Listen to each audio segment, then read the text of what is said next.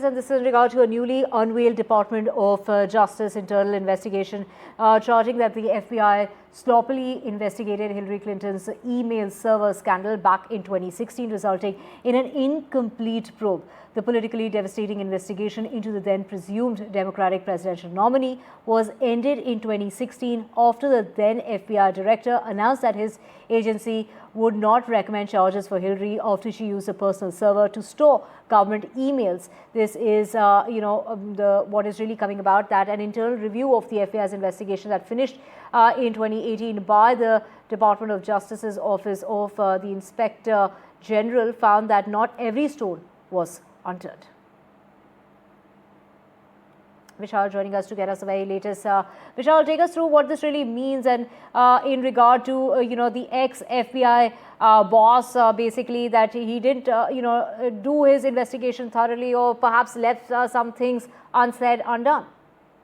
Yes, so the former FBI chief James Comey had already been in a rocky relationship with the US administration, especially between Trump and Comey. It's been a war that's been going on for years now, and there are some key takeaways from the press release that was given out by the Senate Judiciary Committee. The first one is that FBI skipped deep review of the hacked drives, and each drive included Clinton emails and some messages from the former President Barack Obama, and it also alleges that ex-FBI Director James Comey cleared Clinton before he grilled some key witnesses. This is one key aspect of the allegations made by the Judiciary Committee.